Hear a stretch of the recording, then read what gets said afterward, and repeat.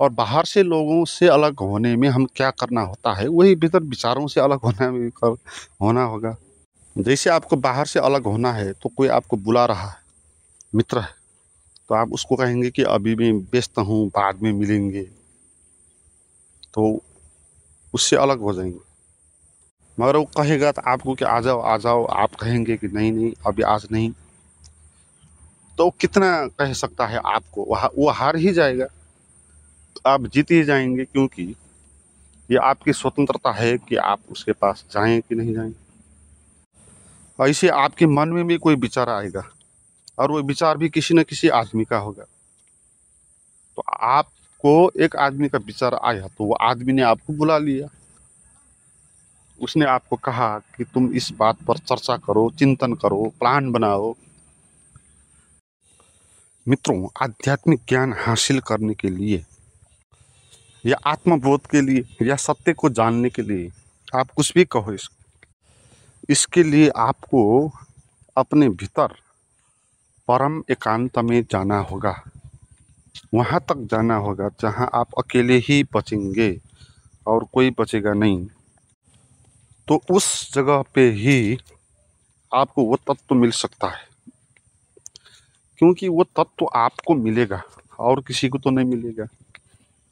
तो दूसरे के साथ रह के आप आत्म तत्व को जानेंगे नहीं, और वो आपका स्वभाव है, दूसरे का स्वभाव नहीं। दूसरे का स्वभाव नहीं होने के कारण आत्म तत्व का संबंध खुद से ही होता है, दूसरों से नहीं।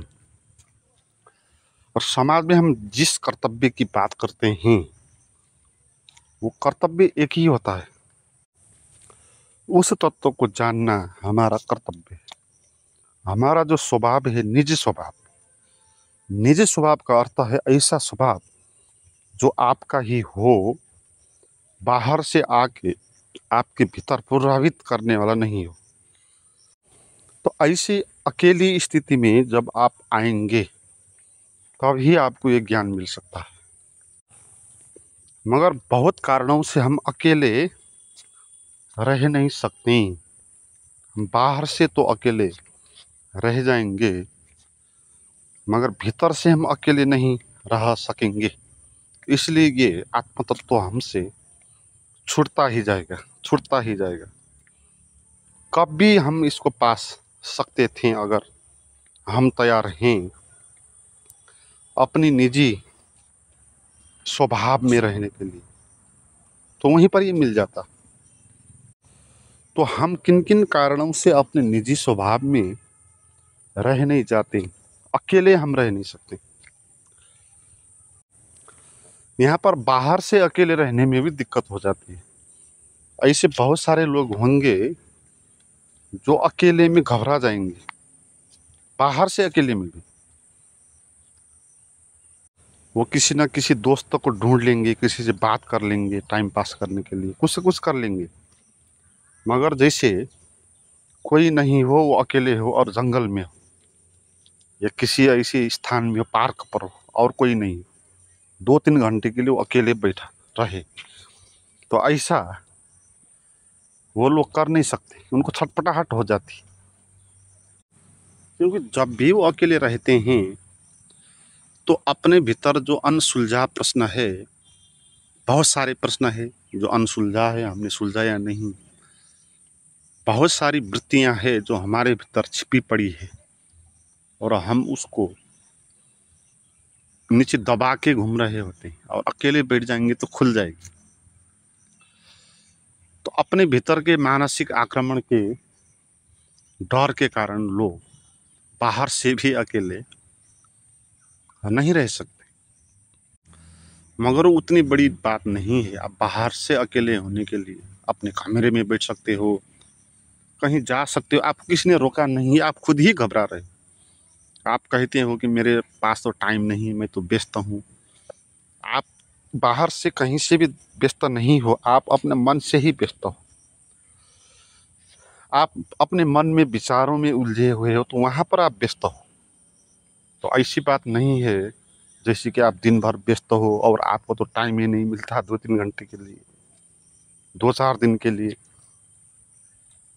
वो मज़े से मैनेज किया जा सकता है, और ये स्वतंत्रता हर एक को दिया हुआ है। यही लोकतंत्र की और आधुनिक सभ्यता की देन है कि हमारी स्वतंत्रता पर ज़्यादा से ज़्यादा ध्यान रखा गया है। पहले के ज़माने में ऐसा नहीं था। आपको कोई भी लूट ले जा सकता था, आपको कैद करके अपने घर पे नौकर के रूप में भी लोग रख देते हैं, तो कुछ भी हो सकता। और आपको जैसा आप चाहते हो ऐसे पढ़ने की अधिकार नहीं, ऐसे स्थानों पर जाने का अधिकार नहीं। तो पहले से अब अच्छा समय है स्वतंत्रता के लिए, स्वतंत्रता की सम्मान है। और यहाँ पर आपको अभी कहीं पर जाने से, कुछ बोलने से, कुछ पुस्तकें पढ़ने से, कुछ लिखने से कोई भी बंद करने वाला नहीं है। आपको ये अधिकार है। और ये ज़्यादा विकास है, भौतिक विकास से ज़्यादा ये विकास है। जिस दिन व्यक्ति की स्वतंत्रता पर इतना ध्यान रखा जाए कि कोई भी किसी की स्वतंत्रता पर बाधा न पहुंचा पाए, तो ऐसी कानूनी व्यवस्था और सभ्यता आई तो अच्छी व्यवस्था होगी। मगर इतनी अच्छी व्यवस्था होने का भी फायदा नहीं, हम तो इससे भी नुकसान निकाल लेते हैं। हम ही ऐसे हैं, अच्छी चीज़ों से भी हम गलत अर्थ निकाल लेते हैं। तो हमने इस स्वतंत्रता को जो हमको मिली है सरकार द्वारा, राज्य द्वारा, इसको इस तरह यूज किया, इसको टाइम पास की तरह, चलो टाइम पास कर दिया। लोग कुछ काम नहीं, दिन भर ताश खेलते रहते। पैसे जिनके पास है, काम नहीं है, वो क्या करेंगे? दिन भर जुआ खेलेंगे, ऐसे ऐसे पार्टियों में आबद्ध होंगे, ऐसे संस्थाओं पर। तो उनको जो स्वतंत्रता दी गई, उनका उन्होंने उपयोग कभी किया नहीं। तो उसका सबसे अच्छा उपयोग यही होता है कि आप अपनी स्वतंत्रता का पूरा प्रयोग करो। और ये पूरा प्रयोग यही होगा कि आप मुक्त हो जाओ। आप अपने भीतर जहाँ आप हो वहाँ तक जाओ, तो आपको कोई बांधेगा नहीं। जैसे बाहर भी कोई बांधता नहीं, ऐसे भीतर भी कोई नहीं बांधता। मगर हम आंतरिक इन ग्रंथियों से जो दबी पड़ी है, तो घबराते हैं, तो बाहर से भी अकेला हो नहीं पाते। और अकेला हो भी पाते हैं, मगर भीतर से अकेला हो नहीं पाते, क्योंकि बड़ी समस्या तो यहाँ तो भीतर है। जैसे बाहर से अकेला होना होता है, ऐसे भीतर से भी अलग होना होता है ना? जैसे हम बाहर से अलग होंगे पहले, इसका अर्थ है भौतिक रूप से हम लोगों से बाहर रहेंगे, उनके शरीर से थोड़ा दूर रहेंगे, ताकि वो डिस्टर्ब मुझे ना कर। जैसे कि कुछ मैं बोलूँ तो सुन ना ले, वो कुछ बोले तो मैं सुन ना लूँ, मेरी आँख उसको देख ना ले, उसकी आँख मुझे देख ना ले, क्योंकि डिस्टर्ब हो जाएगा। इसीलिए हम बाहर अकेले होते। तो हमको भीतर भी इसी तरह अकेला होना होता है। बाहर लोग हैं, भीतर विचार हैं, थॉट्स हैं। बाहर लोग कितने सारे हैं, खरबों लोग हैं, पृथ्वी भर कितने हैं। आपके मन में भी कितने विचार हैं, खरबों विचार हैं। तो जैसे आप बाहर लोगों से अलग हुए थे, अब भीतर आपको अपने विचारों से अलग होना होगा, क्योंकि विचार आपको वहाँ डिस्टर्ब करेंगे ना। आपको तो वहाँ रहना है जहाँ कोई आपको डिस्टर्ब ना करे। तो बाहर से लोग अब डिस्टर्ब नहीं करेंगे। आप मोबाइल को स्विच ऑफ भी कर दिया, तो 2-4 घंटे, 1-2 घंटे आप मज़े से बैठ सकते हो, कोई डिस्टर्ब आपको करेगा नहीं। मगर भीतर के विचारों से हम अलग हो सकते हैं कि नहीं? अगर हम हो सकते हैं तो ही हम अकेले हो सकते हैं, है ना? बाहर से अकेला होना नहीं, क्योंकि दिखाई पड़ने में तो अलग हुआ, मगर मन से उन्हीं से संबंधित है। आँख से वो आदमी दिखाई नहीं पड़ा, मगर विचार से, मन से वो दिखाई पड़ जाता है। और आँख से देखना और मन में उसके प्रति विचार करना एक ही बात है। तो चाहे आप उस आदमी के बारे में चिंतन करो, चाहे उसके पास बैठ के बात करो, एक ही बात है। तो इसलिए बाहर के अकेलेपन का कोई अर्थ नहीं होता। आप लोगों के बीच में भी अकेले हो सकते, और यही कला है। मगर भीतर के विचारों से कैसे अलग हुआ जाता है, ये हमको पता नहीं। अगर पता हो जाता तो ये बात भी इतनी ही सरल हो जाती जैसे हम बाहर के लोगों से अलग। और बाहर से लोगों से अलग होने में हम क्या करना होता है, वही भीतर विचारों से अलग होना होगा। जैसे आपको बाहर से अलग होना है तो कोई आपको बुला रहा है, मित्र है, तो आप उसको कहेंगे कि अभी मैं व्यस्त हूँ, बाद में मिलेंगे, तो उससे अलग हो जाएंगे। मगर वो कहेगा तो आपको कि आ जाओ आ जाओ, आप कहेंगे कि नहीं नहीं अभी आज नहीं, तो कितना कह सकता है आपको, वो हार ही जाएगा। आप जीत ही जाएंगे, क्योंकि ये आपकी स्वतंत्रता है कि आप उसके पास जाएं कि नहीं जाएं। ऐसे आपके मन में भी कोई विचार आएगा, और वो विचार भी किसी न किसी आदमी का होगा। तो आपको एक आदमी का विचार आया तो वो आदमी ने आपको बुला लिया, उसने आपको कहा कि तुम इस बात पर चर्चा करो, चिंतन करो, प्लान बनाओ। तो हमारे मन में कोई एक थॉट आता है मन में, तो वो थॉट में हम क्या करते हैं, पहले वो थॉट किसी आदमी का होता है, किसी सब्जेक्ट, किसी प्लान का होता है, तो हम फिर उसमें चिंतन मनन करने लग जाते हैं। बातचीत है वो, तो हम उसके प्रति बातचीत करते हैं।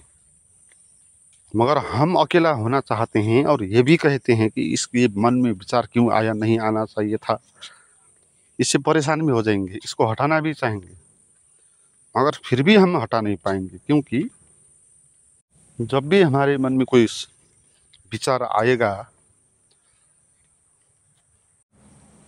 उसको हम अपना मानते हैं, इसी कारण वो छूटता नहीं। मगर बाहर के लोगों के आगे तो आपको वो अपना जैसे नहीं लगेंगे। तो बाहर का मित्र जो जितना दूर का रिलेशन का है, उतना ही उससे आप अलग होने के लिए समर्थ होंगे। और नज़दीक का रिलेटिव है तो वो आपके पास ज़्यादा उसका जुड़ाव होगा।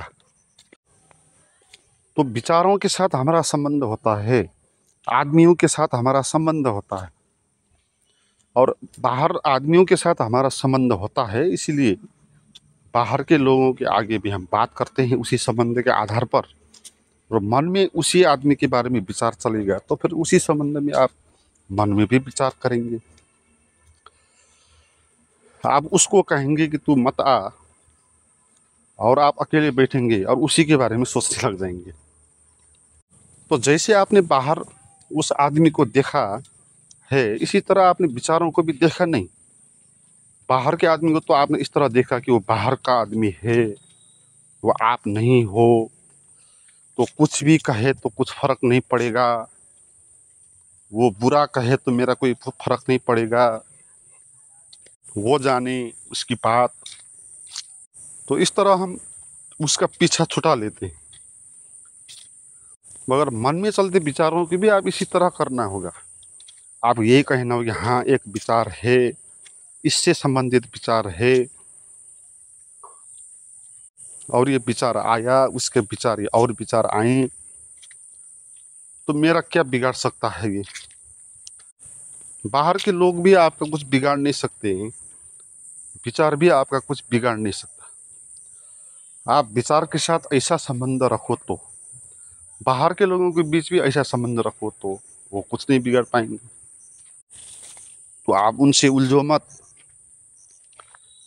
और उसको छोड़ दो, उसके बारे में सोचना, उससे दूर हो जाओ, अलग हो जाओ, संबंध विच्छेद कर दो। तो संबंध विच्छेद भी हो जाता है, और लीगली ये व्यवस्था होती है। ये कितनी अजीब बात है, लीगली भी हमको ये हक है कि हम किसी के साथ नहीं रहना चाहते हैं, हम नहीं रह सकते, हम अकेले रहना चाहते तो अकेले रह सकते। तो क्या दिक्कत है फिर मन में विचारों के साथ अलग होकर उसके साथ संबंध विच्छेद करके कुछ कुछ क्षण के लिए। तो ये ध्यान की साइकोलॉजी है। आप साइकोलॉजिकल ध्यान में होना चाहते हो तो आप हो सकते हो, कोई आपको रोकेगा नहीं। तो आप ध्यान में रहना चाहते हो, आत्मबोध में रहना चाहते हो, तो इसके लिए बाहर किसी आदमी के साथ या विचार के साथ कैसा व्यवहार करना है, आप वो व्यवहार करेंगे, उनसे प्रभावित नहीं होंगे। तो बिल्कुल अकेला आप जब हो पाएंगे, जहां आप हो, आपके सिवा और कुछ नहीं हो, वो क्षण तभी आएगा जब आप विचारों से भी अलग होंगे। और मैं मन हूँ, मैं शरीर हूँ, ये मैं भाव हूँ, वृत्ति, ये सब कहना, ये भी बाहर की ही बात हुई, अकेलापन नहीं हुआ। आप अकेले हो और किसी से लड़ रहे हो तो आप कैसे अलग हो सकते? आप अकेले हो तो आप किसके साथ लड़ेंगे? आप किसी से लड़ रहे हो तो इसका अर्थ आप अकेले नहीं हो, और अकेले अपने मन के विचारों के प्रति लड़ रहे हो तो आप दो हो गए, जबकि आप दो नहीं हो। तो आप ही बचेंगे और कोई नहीं बचेगा, आपका शरीर भी नहीं बचेगा, फिर मन भी नहीं बचेगा, क्योंकि मैं शरीर हूँ, मन हूँ, पति हूँ, पिता हूँ, ये हूँ, वो हूँ कह के ही हम अकेला नहीं हो पा रहे हैं ना। उनके साथ रिलेशन बना के, उनके रिलेशन में है हम अपने रिलेशन में तो है नहीं। अध्यात्म अपने साथ रिलेशन बनाने का कला है। जैसे आप बाहर किसी के साथ रिलेशन रखते हो, वो पसंद आ जाता है, आप उसके पीछे पड़ जाते हो, इतना मन लुभावना होता है, सुंदर होता है, तो कोई आदमी आपको आकर्षित कर देता है, तो रिलेशन उसके साथ रखना चाहते हो, उससे बातचीत करना चाहते हो, बोलना चाहते हो, और जहाँ तक रिलेशन रखने का सुविधा मिले वहाँ तक आप रखेंगे। तो ऐसे ही हम अपने साथ रिलेशन रखना है। दूसरों के साथ रिलेशन करके देख लिया, ठीक है, अपनी जगह वो भी ठीक है, मगर उससे तृप्त नहीं होगी, क्योंकि दूसरा बना ही रहेगा है।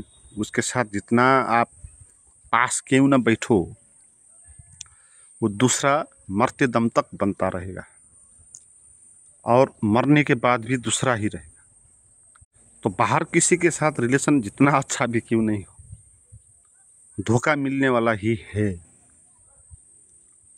क्षणिक ही है। वो प्यार, वो प्रेम, वो स्वाद आपको सदा मिलने वाला नहीं। मगर अपने साथ जो रिलेशन है, अध्यात्म में जो आत्मबोध कहते हैं, इसमें आप उसके साथ रिलेशन बनाएंगे जो आपका स्वभाव है और जो सत्य है, जिसको कहा शिवोहम है, सच्चिदानंद है, चैतन्यमय है, बोधमय है, प्रकाशमय है, आनंदमय है, उत्सवमय है।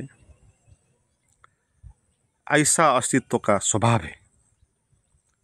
हर एक चीज उत्सव ही मना रही है। एक फूल फूल रहा है, हवा चल रही है, वृक्ष नृत्य कर रहे हैं, और पंछियां गा रहे हैं, आकाश में बादल घूम रहे हैं, और सुंदरता चारों तरफ प्रकट हो रहा। तो ये जीवन का स्वभाव उत्सव है, और हम भी इसके साथ जुड़ जाएंगे तो हम भी उत्सवमय हो जाएंगे। मगर हम वहीं पर इसके साथ जुड़ सकते हैं जहां हम अकेले अपने से संबंधित, अपने रिलेशन में जब आएंगे,